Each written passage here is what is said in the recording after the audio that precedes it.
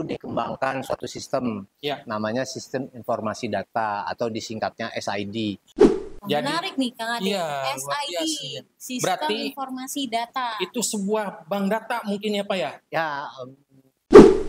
Kita jujur-jujur aja nih Pak. Apakah ada tantangannya? Lalu kendala gitu ya? Tantangan dan kendala gitu ya? Sih? Karena memang tadi sudah kita bilang bahwa untuk mengaplikasikan sistem yang baru itu agak sulit Pak. Oke.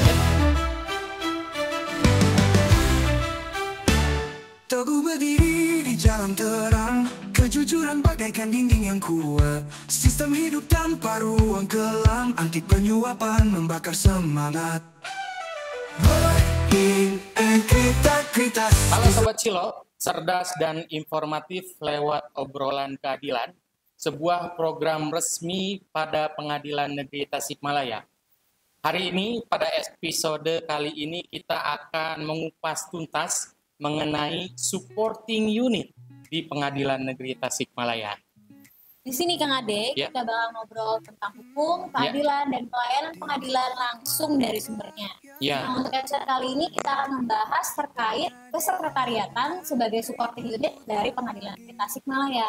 Dan spesial kali ini, pada episode kali ini kita telah hadir tamu istimewa kita pada episode kali ini, yaitu Bapak Sekretaris Pengadilan Negeri Tasikmalaya. Beliau ini adalah orang yang bertanggung jawab terkait sarana dan prasarana, sumber daya manusia, dan juga anggaran di Pengadilan Negeri Tasikmalaya. Luar biasa, kita akan banyak mengobrol dengan Bapak Sekretaris Pengadilan Negeri Tasikmalaya mengenai supporting unit pada Pengadilan Negeri Tasikmalaya.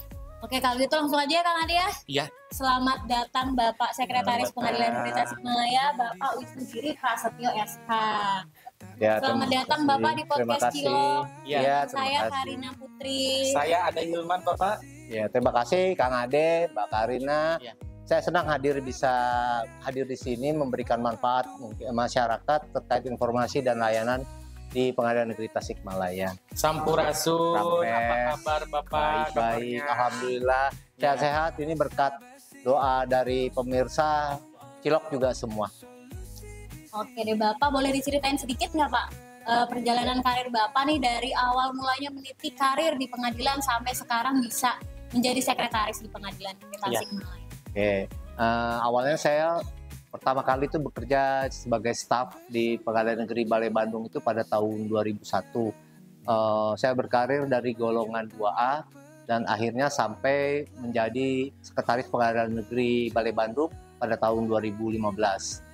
Ketika adanya pemisahan atau reorganisasi terkait adanya Perma nomor 7 tahun 2015 tentang organisasi dan tata kerja kepaniteraan dan sekretariatan peradilan, yang mana peraturan ini mengatur struktur dan fungsi kepaniteraan dan sekretariatan di pengadilan, termasuk pengadilan tingkat banding dan tingkat pertama.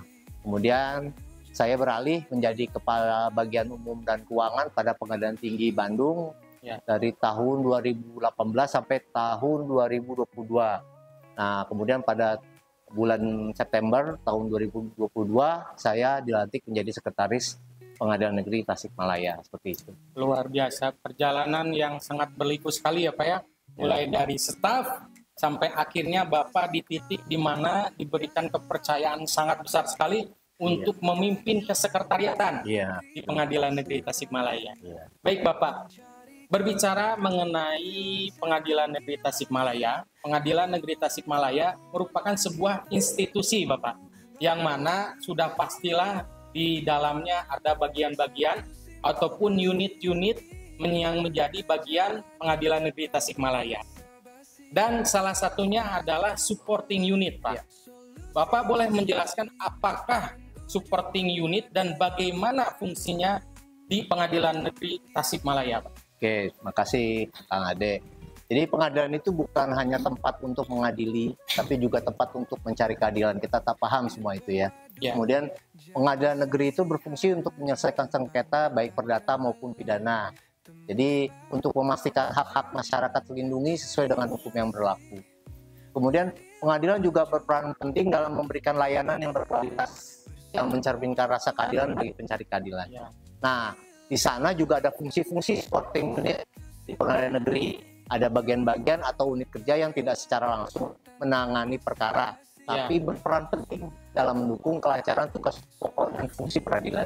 Seperti itu. Berarti di pengadilan ada fungsi seperti itu ya, Mas? Jelas ada. Soalnya di pengadilan negeri itu kan ada proses-proses ya. Nah, unit-unit ini bertanggung jawab untuk memastikan proses ini berjalan dengan baik dan semestinya. Jadi unit-unit ini juga memastikan agar proses hukum berjalan baik, adil, dan transparan. Boleh dijelasin lebih lanjut nggak nih Pak Sekretaris? Unit-unitnya ini ada unit-unit apa aja? Contohnya misalnya subbagian kepegawaian organisasi dan tata laksana. Itu mengelola data pegawai, kemudian absensi, mutasi, promosi, dan pelatihan-pelatihan baik untuk hakim maupun untuk ASN, bahkan untuk tenaga honorer atau P3K. Kemudian ada juga subbagian perencanaan, teknologi informasi, dan pelaporan. Nah, unit ini bertanggung jawab untuk menyusun rencana kerja, laporan, pengelolaan sistem informasi, termasuk website, dan memastikan misalnya ada aplikasi-aplikasi yang ada di dalam pengadilan seperti e-court, e-berpadu, SIPP, dan bahkan program Cilok ini, ini juga sebagai salah satu subsistem supporting di Pengadilan Negeri Tasikmalaya. Jadi pemirsa Silok dapat mengetahui produk-produk yang ada di Pengadilan Negeri Tasikmalaya. Nah, kemudian ada juga unit sub bagian umum dan keuangan. Nah, kalau di sub ini mengelola anggaran, kemudian belanja barang, gaji hakim, gaji pegawai, kemudian mengelola barang inventaris, serta urusan rumah tangga kantor lainnya, sampai dengan keprotokoleran. Kemudian ada juga unit PTSP, pelayanan terpadu satu pintu. Nah, ini sebagai wajah depan pengadilan yang menangani layanan administrasi dan informasi publik. Kemudian ada unit pelaksana zona integritas. Nah, ini mendukung program pembangunan wilayah bebas korupsi dan wilayah birokrasi bersih dan melayani. Dan terakhir mungkin petugas informasi dan dokumentasi (PPID). Jadi di sana unit ini menangani permintaan informasi publik dan keterbukaan informasi. Baik Bapak, ternyata di supporting unit pun itu tergabung ataupun ada unsur-unsur ataupun unit-unit di dalam supporting unit. Dan pastinya tentunya di dalam setiap unit pun ada fungsi dan tugas masing-masing ya Pak ya? Nah, bagaimana Pak untuk memastikan fungsi dan tugas di setiap unit tersebut berjalan sesuai dengan koridor? Apakah misalkan ada penggunaan teknologi informasi dalam hal memastikan seluruh fungsi ataupun tugas berjalan dengan semestinya di unit-unit tersebut, Pak? Nah, terima kasih Kang Ade. Nah, di Pengadilan Negeri Tasikmalaya itu dikembangkan suatu sistem, namanya Sistem Informasi Data atau disingkatnya SID. Jadi SID ini dibuat salah satunya inovasi pendukung peradilan. Seperti itu. Menarik nih Kang Ade. SID, Sistem Informasi Data. Itu sebuah bank data mungkin ya Pak ya? Mungkin bisa saya jelasin ya. SID itu ke sistem informasi data ya, dalam mungkin kalau bahasa ininya lah mudahnya ya bank data gitu ya. Jadi SID ini untuk memudahkan stakeholder internal sama eksternal dalam mencari data yang dibutuhkan. Jadi betul seperti yang dikatakan Kang Ade, seperti bank data. Nah, di dalam SID ini banyak data-data yang ada. Baik adanya data kepaniteraan, kemudian data kesekretariatan, juga data-data yang digunakan Pengadilan Negeri Tasikmalaya dalam pemenuhan, misalnya untuk AMPU, kemudian ada zona integritas, kemudian ada lomba badilum, juga yang terbaru juga mengenai pembangunan SMAP.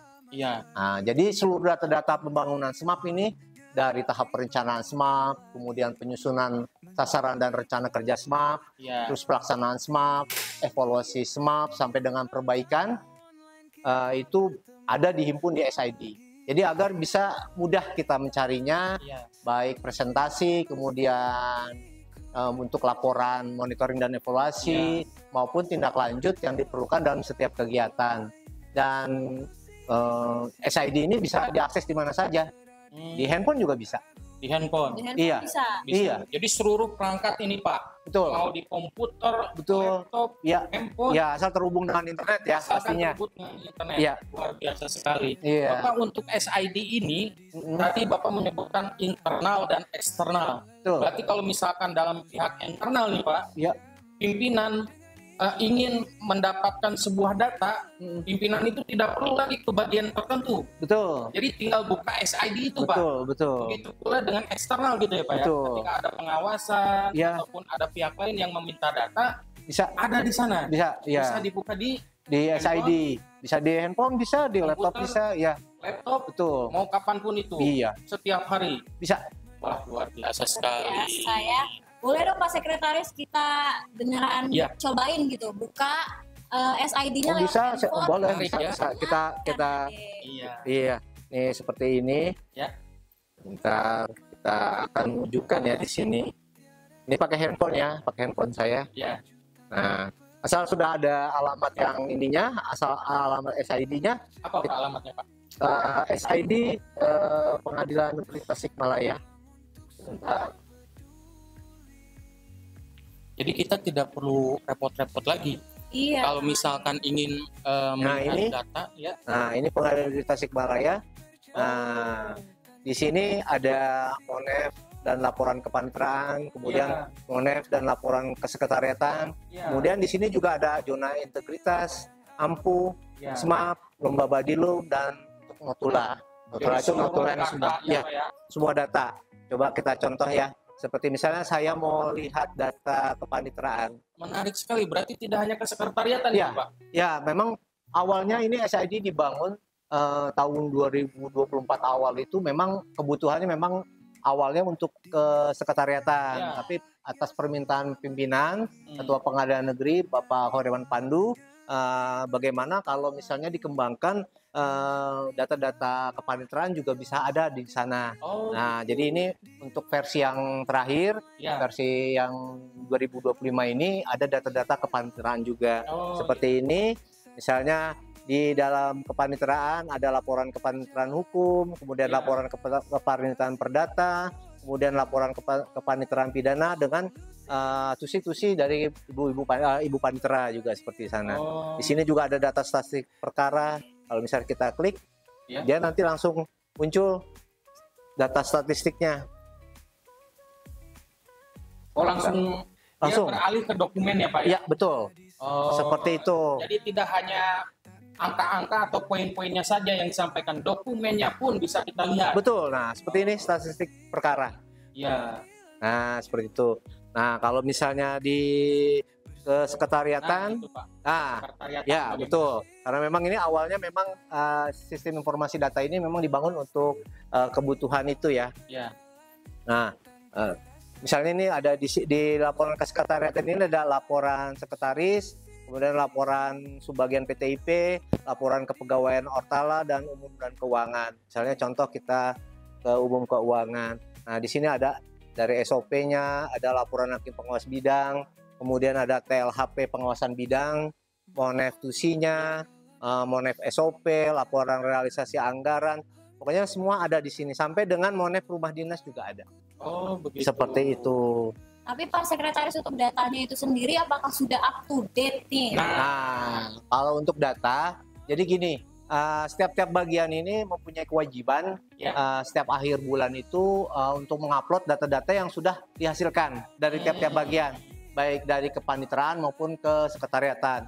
Jadi misalnya ada laporan realisasi anggaran akhir bulan sudah selesai, otomatis laporan itu harus segera diupload di SID karena laporan-laporan ini akan dievaluasi oleh Ibu Wakil Ketua, Bu Etik, seperti itu. Jadi dokumen itu dijadikan dokumen elektronik karena dia Betul. upload ke SID. Betul. Dan tiap bulannya pun dimonitoring ya Pak ya. Betul. Untuk pengisiannya.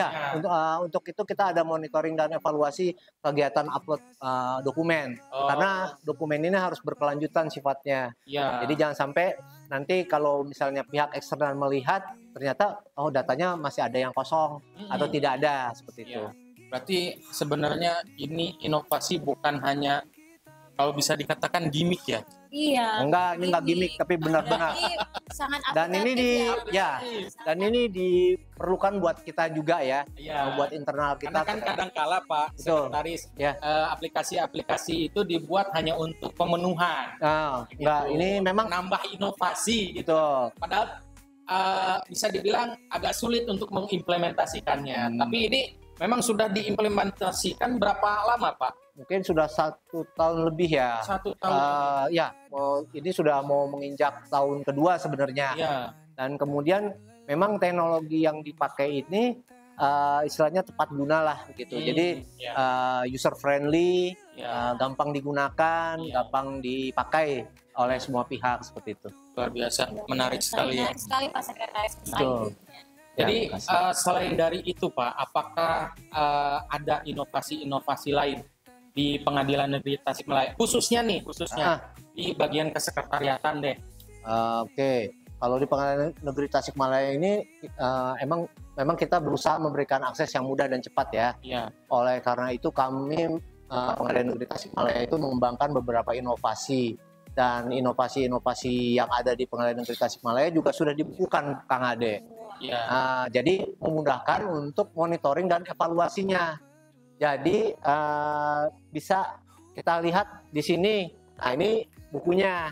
Buku inovasi. Jadi semua inovasi yang ada di Pengadilan Negeri Tasikmalaya ini terangkum di sini. Betul ya Pak ya?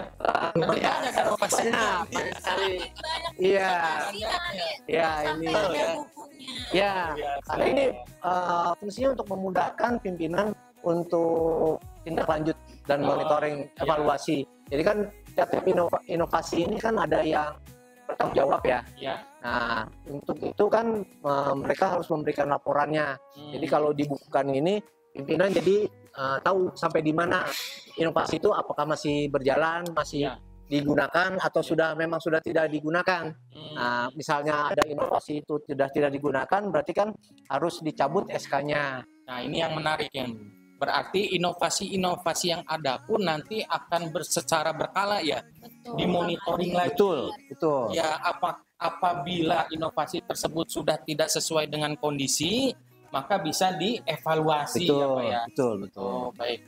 Jadi berarti inovasi yang ada di Pengadilan Negeri Tasikmalaya kita bisa bilang tepat guna, sesuai dengan kondisi terkini yang dialami oleh Pengadilan Negeri Tasikmalaya. Luar biasa Bapak. Jadi selain dari itu Pak, Pengadilan Negeri Tasikmalaya pun sudah kita sama-sama tahu bahwa sudah mendapatkan pencapaian-pencapaian yang sangat besar ya Pak ya. Salah satunya tadi wilayah bebas dari korupsi. Betul, pakai dari ya. Jadi wilayah bebas dari korupsi. Bukan wilayah bebas korupsi. Ini mungkin takutnya ada salah makna. Kalau wilayah bebas korupsi berarti wilayah bebas berkorupsi. Jangan ya, wilayah bebas dari korupsi. Nah, ini pasti perlu adanya integritas dan komitmen seluruh pegawai Pengadilan Negeri Tasikmalaya.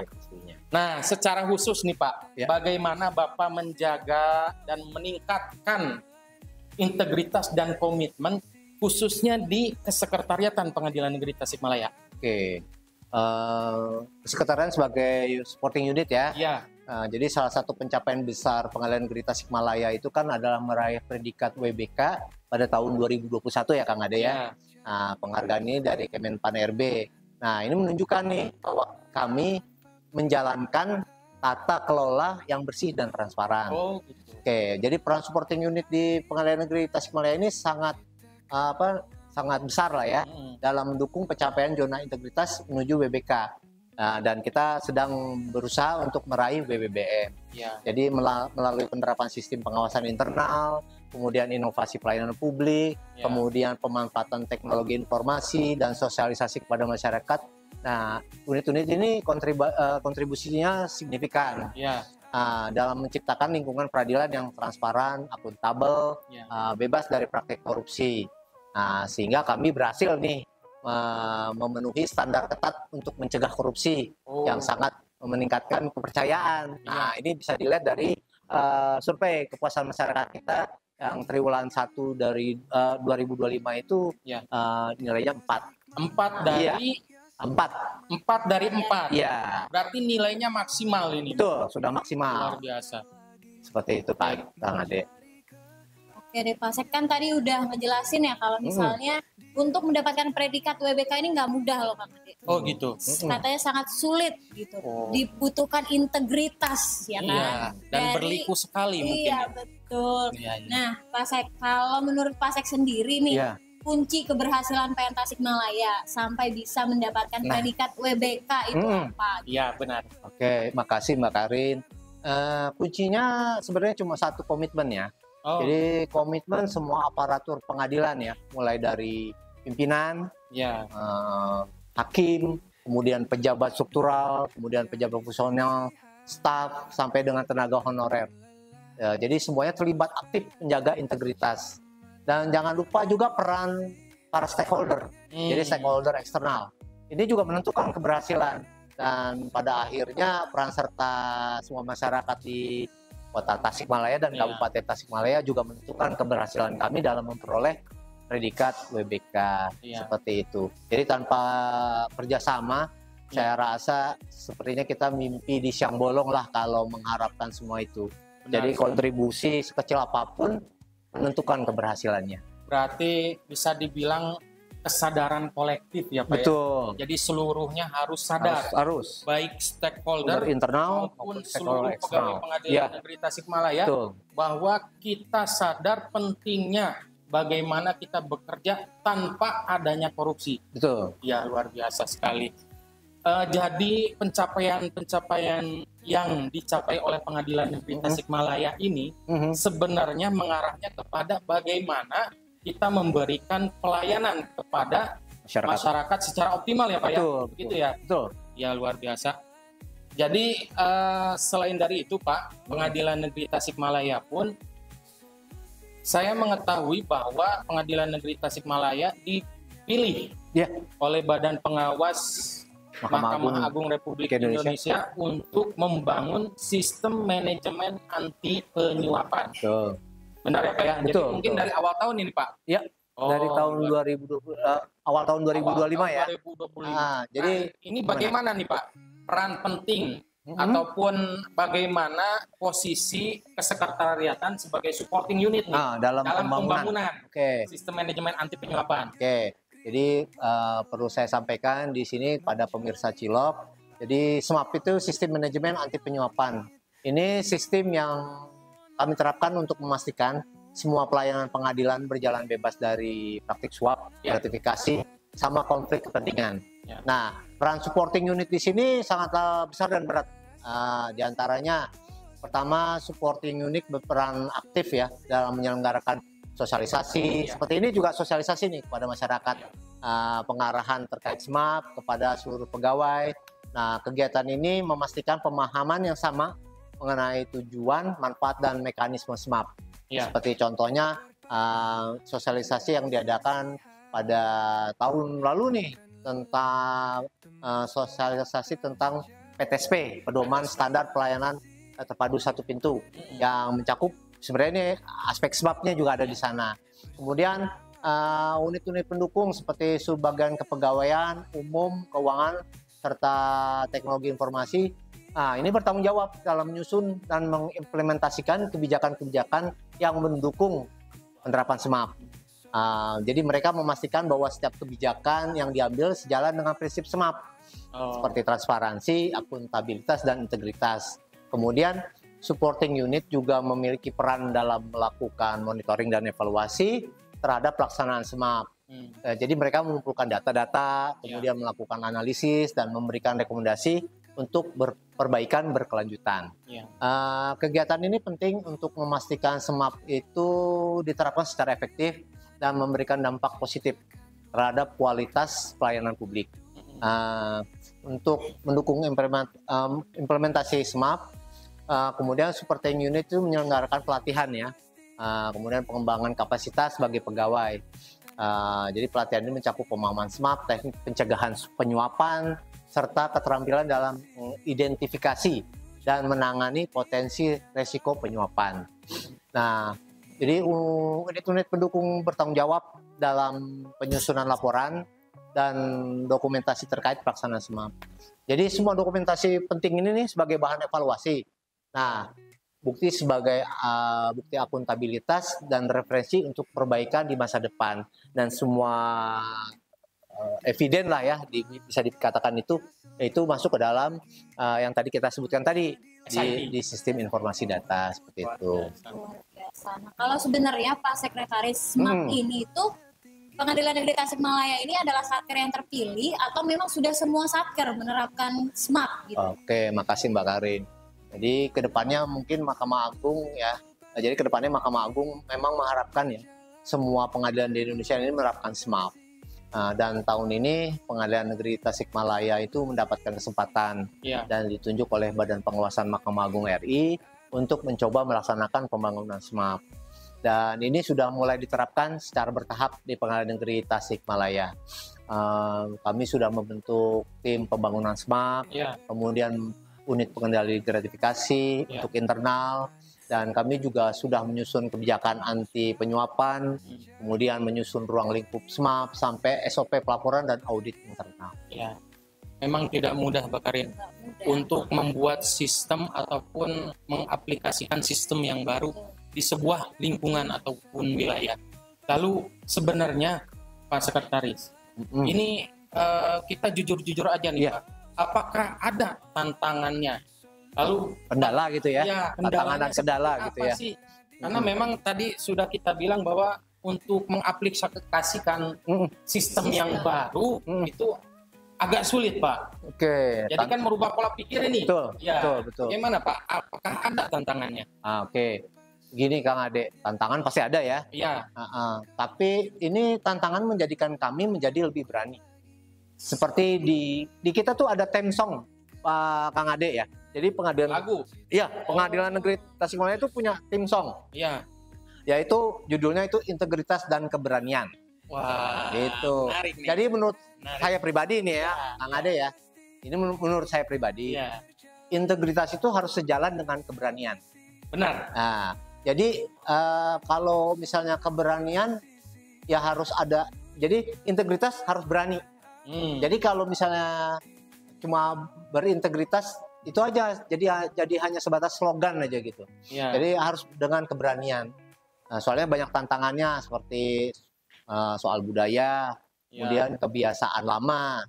Tapi saya yakin sih lewat pelatihan rutin, kemudian komunikasi internal serta pengawasan yang ketat, kami optimis ya, kita optimis bisa membangun budaya kerja yang bersih dan profesional seperti itu. Integritas dan keberanian. Ya, harus berani. Harus berani. Udah sampai ada lagunya. Lagunya. Ada lagu. Boleh nih di spill sedikit Pak. Boleh Pak. Oh ya, mungkin nantilah di akhir ya, di akhir acara ya. Ini ya belum di launching mungkin ya Pak ya. Ya, sebenarnya sih sudah. Oh ya, lagu ini diciptakan oleh Ketua Pengadilan Negeri Tasikmalaya, Pak Khoiriman Kusuma Harahap. Salah satu langkah untuk malah menciptakan keberanian. Betul. Iya, salah satunya dengan kita bikin theme song. Seperti itu. Ya. Membangkitkan semangat. Betul. Iya. Berani berintegritas. Iya. Berani untuk berintegritas. Baik. Pak Sekretaris. Ya. Dengan berkembangnya teknologi dan informasi nih, bagaimana sih harapan Bapak nanti ke depannya Pengadilan Negeri Tasikmalaya ini akan dibawa kemana sih? Gitu? Oke, harapannya. Jadi dengan semakin berkembangnya teknologi informasi, saya memiliki harapan besar terhadap Pengadilan Negeri Tasikmalaya, khususnya kepada seluruh jajaran supporting unit ya. Jadi teknologi adalah peluang besar bagi kita untuk meningkatkan kualitas pelayanan, efisiensi kerja, dan akuntabilitas lembaga.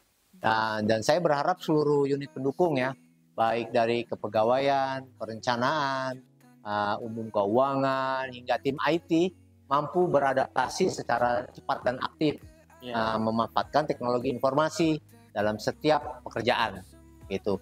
Ini bukan hanya soal mengikuti zaman ya Kang Ade ya, tapi soal bagaimana kita memberi pelayanan yang terbaik kepada masyarakat pencari keadilan. Benar sekali. Jadi supporting unit ini penting bagi sistem administrasi kita. Jadi kalau misalnya dengar supporting unit jangan alergi dengan kata-kata supporting unit, jadi supporting unit gitu. Supporting unit itu seperti fondasi kalau menurut saya ya. Jadi kalau fondasinya itu kuat, bangunan itu akan bisa berdiri dengan megah dan kuat gitu.